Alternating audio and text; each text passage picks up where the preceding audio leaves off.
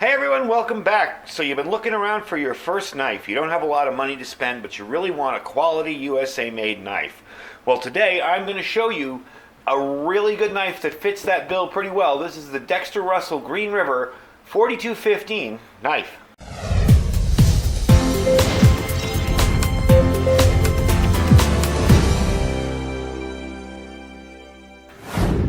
Alright, thanks for joining me today. One of the questions I got asked a lot when I first started doing this channel, and even before I knew enough about knives to comment about them, was what's a good knife? You know, I don't want to spend a ton of money, and I'd like it to be American made. And that's usually pretty hard to come by. I've shown you some knives. There were some I picked up in Walmart that are American made. There's that Buck that I picked up. There's a bunch of different knives you can buy, and they'll work for you in the outdoors. But I think this one's kind of unique because this one has a whole lot of history to it. Now, some of you guys may know Green River for their knife blanks, their blade blanks. They send out all sorts of different blade blanks, and you can put your own scales on them and do them any way you want. But this one here is really a no-frills knife, and it's got a long-standing history. This would be a great all-around carry knife that you can use for camp tasks, hunting, bushcraft, pretty much anything you can think of. And it won't break the bank, and we'll get to the price on it later. Let's go into a little bit of the history. This thing does have a bit of a history to it. This is part of the Green River collection. It's been a popular classic, and it's dating back to like the 1800s, I believe 1840. It's still the same design, hard carbon steel, hardwood handles, brass rivets, and it's pretty much an iconic design used by generations. This one features a beech handle and a non-slip pattern. Let me show you the pattern on that. 1095 steel, so it's easy to sharpen, and it also holds a decent edge. It kind of reminds me a little bit of the Kephart knife, if you've ever seen one of those. So it's really a good outdoorsy kind of knife, you know? I mean, I can see myself doing a lot of stuff with it, and this is how it came from the factory, okay? I haven't done any modifications to it yet except for one, and I'll show you that in a minute.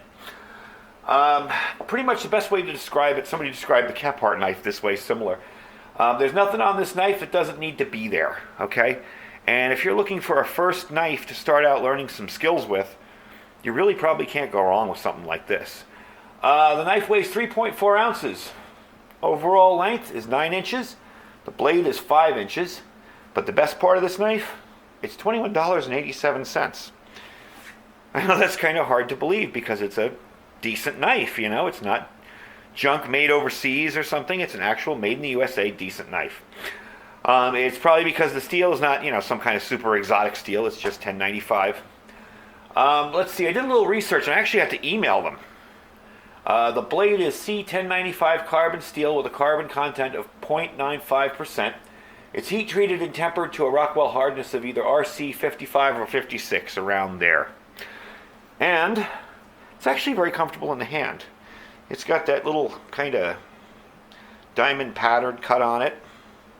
One thing, now there are a few modifications I probably will do to this knife. One modification I did so far, if you can look at the top of the blade, you can see it's kind of rough there on the spine. This spine isn't exactly a 90-degree spine when you get it.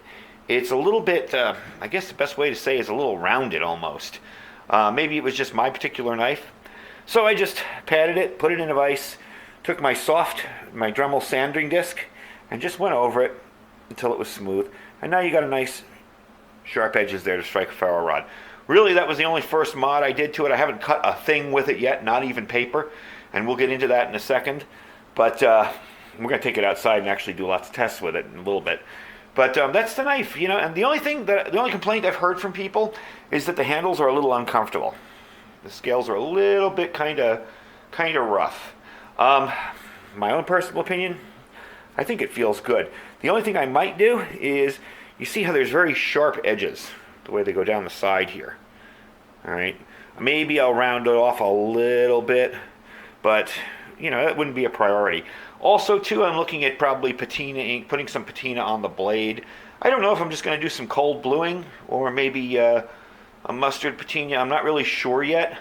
But this knife is definitely going to get use in the channel. We're going to use this for a lot of our outdoor cutting tasks, and we're going to see how it holds up. Because, I mean, for 21 bucks, for $22 with tax and everything, you really can't beat it.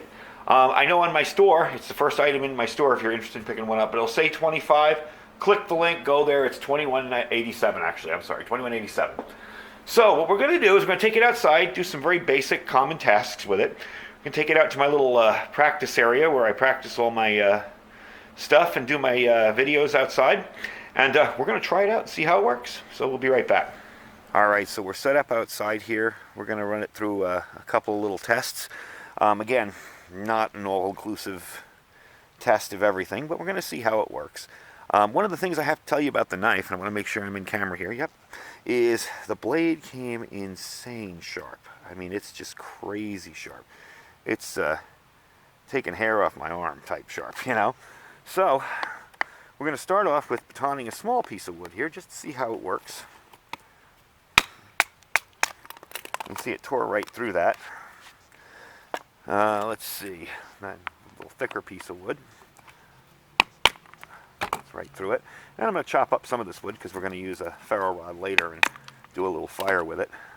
But this thing is just tearing through this stuff. And yeah, it's small pieces of wood, admitted, you know. We're not chopping up a huge log here. See how it cuts on the end of this.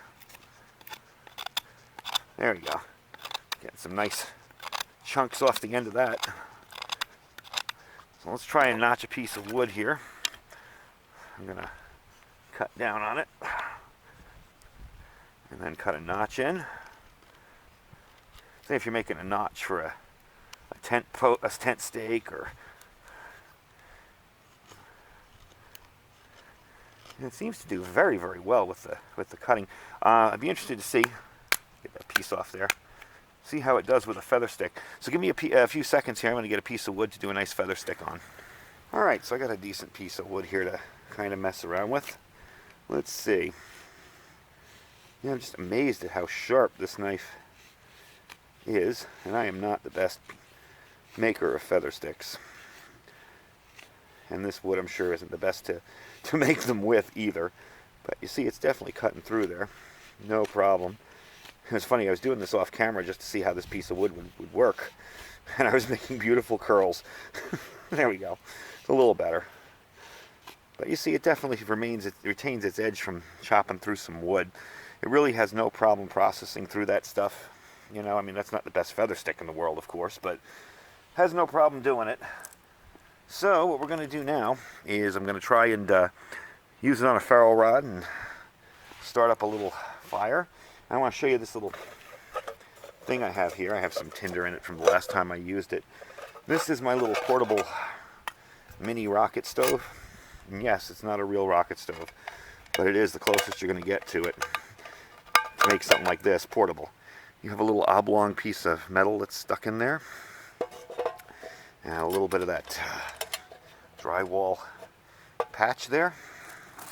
Gotta move some of these rocks under my foot. There we go. A little bit of drywall patch there for a pot pot stand, and there you go.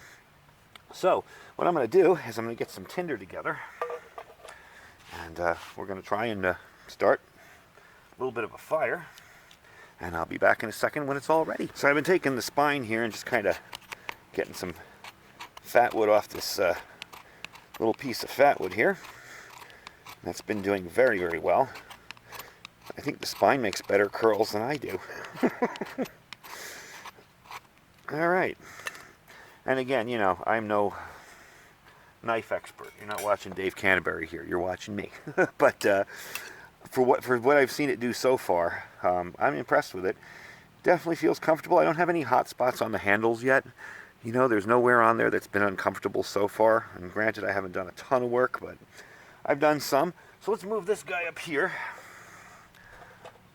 Let's put him over there for now. Let's move this out of the way. There. All right. I'm going to try and do a little bit of fire starting with a ferro rod and the spine of this. I have a little bit of dryer lint on there, a little bit of fat wood. See how I can do here. There we go. That's quick. Toss it in there. See if we can get a fire going in there. So far, I'm actually really digging this little blade. It's very comfortable. If you're looking for something that's kind of old worldy, rustic, more in line with, you know, what you're going to do with a bushcraft type pack or something, this would definitely be the knife I use. I am going to be using this pretty extensively, like I said before in the channel. We're going to really give it a workout, because I want to make sure for 21 bucks that I'm not steering you guys wrong. But, you know, so far, what I've seen with it, you know, for a first knife, you definitely can't go wrong. So I'm going to let this burn out. I'm going to bring you inside and give you my final thoughts on it. All right, we're back inside. All in all, I've been pretty pleased with it so far. Haven't run into any major problems with it. There's really, you know, I was thinking of taking down these sides a little bit to make them smooth, but there's really no hot spots there. And the little stippling there on the kind of crosshatch pattern you see, that pattern there seems to hold it in your hand really, really well. And it doesn't bother me, so, you know, I'm just going to be like, if it doesn't bother me, leave it alone. I am going to darken the blade. I don't know what I'm going to use yet. Maybe mustard, maybe vinegar, maybe just some cold bluing. But I'm pretty pleased with it so far. So let's see now. I did a little bit of work out there with it. Let's see if it still holds an edge. Yeah, and I haven't done any sharpening to it since I came in. And that's definitely still super sharp. Let's see if I can get some hair. Yeah, it's still shaving hair off. Yeah, that's pretty impressive. So it does keep an edge nicely. For those of you concerned about 1095 steel needing to be sharpened often, I found this does keep an edge pretty well. I mean, I didn't do a ton of outdoor work, but I've tested some knives that never made it to the channel that I've done just that little bit of batoning and, you know, feather sticking and come back in, and they've been dull. So that's why they never made it to the channel.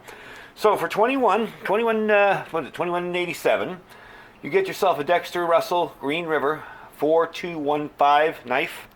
They have been called the fish knife. They have been called the hunter. For those of you not familiar, Dexter-Russel makes a lot of kitchen and food service type knives. If you've ever worked in a restaurant, you've probably used one of their big chopping knives.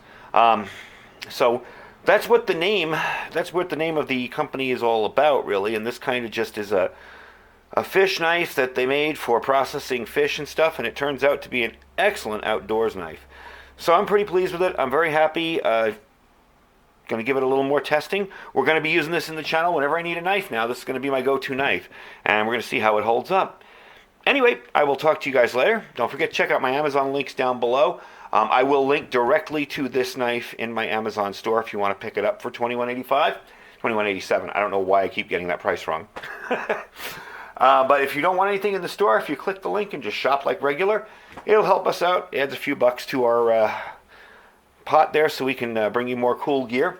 And don't forget to check out our Thrive Life store. We've got lots and lots of freeze-dried food if you're into storing food for preparedness like I am. Lots and lots of stuff in there to store. Anyway, thanks for watching. Stay safe and stay prepared.